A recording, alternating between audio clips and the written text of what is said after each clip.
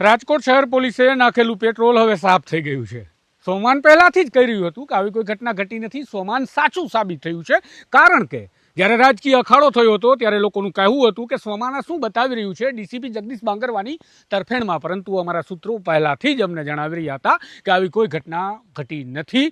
ઘટના રાજકીય પ્રેરિત છે અને હવે સોમાનની વાત સાચી પડી ગઈ છે, 100% સાચી પડી ગઈ છે. જે લોકો કહેતા હતા કે સોમાન દલાલી કરે છે તેના ગાલ પર આ તમાચો છે, કારણ કે જેમનામાં પેટ્રોલ નાખવામાં આવ્યું હતું એ પેટ્રોલ નાખવાના આક્ષેપ કરનારો વ્યક્તિ આજે સામે આવી અને સત્ય બોલ્યો છે અને તેણે કહ્યું છે એ ચોંકાવનારું છે અને રાજનેતાઓ માટે શોભજનક સ્થિતિ પેદા કરનારું છે. જે લોકો ઘોડો કરી રહ્યા હતા રાજકોટ શહેર પોલીસનો, તેમના માટે પણ હવે શરમજનક સ્થિતિ પેદા થશે, કારણ કે સોમાન સાચું ઠર્યું છે. આવી કોઈ ઘટના ઘટી નથી અને એની સાબિતી સામે આવી ગઈ છે. વિગતે વાત કરીએ આ અહેવાલમાં.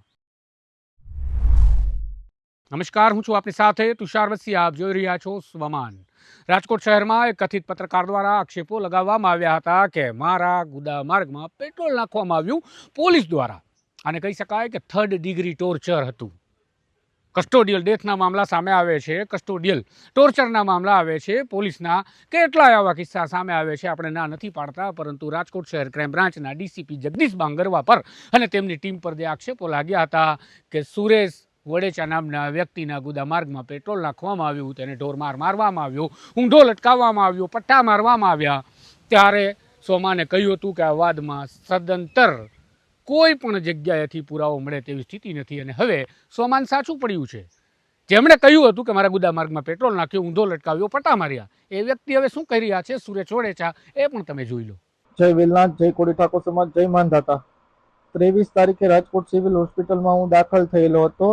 ડીસીપી જગદીશ બાંગરવા સાહેબ ઉપર મેં રાજકોટ સેશન કોર્ટમાં પિટિશન દાખલ કરેલી હતી અને મારે એને કોઈ પર્સનલ દુશ્મની હતી નહીં ડીસીપી જગદીશ બાંગરવા સાહેબ સાથે, અને હું એને પણ કોઈ ઓળખતો નહોતો અને મારે કોઈ એની સાથે પર્સનલ દુશ્મની હતી નહીં અને એને મારાથી કોઈ પર્સનલ દુશ્મની હતી નહીં. એને પણ હું બીજાને કહેવાથી ઉશ્કેરાણ હતો.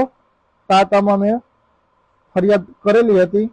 એ ફરિયાદ હવે હું પાછી ખેંચી લઉં છું. મને કોઈનું દબાણ નથી, રાજકીય દબાણ નથી, મને કોઈ દબેલો નથી, પોલીસે કોઈ ધાક ધમકી મારેલ નથી. તો તમે સાંભળ્યું એ પ્રકારે આ પીડિત વ્યક્તિ છે. જે પીડિત વ્યક્તિ માટે આંદોલનકારી નેતાઓ પણ મેદાને આવી ગયા હતા અને આંદોલનકારી નેતાઓ જે પ્રકારે માંગણી કરી રહ્યા હતા કે આ મામલામાં પોલીસ કેસ થાય અને આ પોલીસ અધિકારીઓને જેલના સળિયા ગણાવવામાં આવે, એ નેતાઓ માટે હવે કદાચ શુભજનક સ્થિતિ પેદા થશે.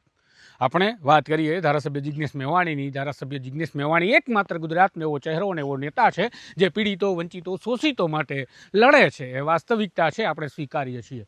પરંતુ ધારાસભ્ય જિગ્નેશ મેવાણી જ્યારે રાજકોટની અંદર આ ઘટનામાં સુરેશ વડેચા નામના આ કથિત પીડિતની સામે જઈ વિડીયો બનાવી અને તેમની સાથે ઊભા રહ્યા હતા, જાહેર મંચ પરથી તેઓ ડીસીપી જગદીશ બાંગરવા માટે સજા થાય તેવી માંગણી કરી રહ્યા હતા સરકાર પાસે. પરંતુ હવે તેઓ શું કરશે?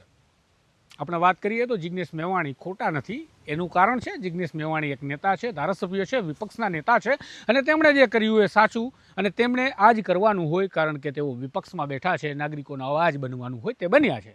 એ વાત સાચી છે. પરંતુ ધારાસભ્ય જિગ્નેશ મેવાણીને જેમણે બત્તી પકડાવી દીધી હતી, આ બત્તી હવે બુઝાઈ ગઈ છે. મેવાણીએ સવાલ કરવો પડશે એ લોકોને કે તમે મને બત્તી શા માટે પકડાવી હતી, કારણ કે હવે આ તો મારા ક્રેડેન્શિયલ પર ડાઉટ થાય તેવી ઘટના સામે આવી છે. હવે અહીંયા નવા આક્ષેપો, નવા વિવાદો શરૂ થશે, રાજકીય વિવાદો થશે. હું ચોક્કસથી જાણું છું, પરંતુ ઘટનાના પીડિતે જ કહી દીધું છે કે હું ફરિયાદ પાછી ખેંચું છું, કારણ કે હું બહેકાઈ ગયો હતો. મને કોઈએ કહ્યું એટલે મેં આ કર્યું હતું. ખરેખર આવી કોઈ ઘટના ઘટી નહોતી. જે વ્યક્તિ ડીસીપી બાંગરવાને બાંગરવા કહી રહ્યો હતો, એ આજે ડીસીપી બાંગરવા સાહેબ કહી રહ્યો છે. તમારું શું માનવું છે? જરૂરથી આ કમેન્ટમાં જવાબ આપજો. આ પ્રકારના અહેવાલો માટે જોડાયેલા રહેજો. સોમાન હંમેશા તમને સત્ય બતાવશે માટે ચેનલને સબસ્ક્રાઈબ કરવાનું ભૂલતા નહીં. નમસ્કાર.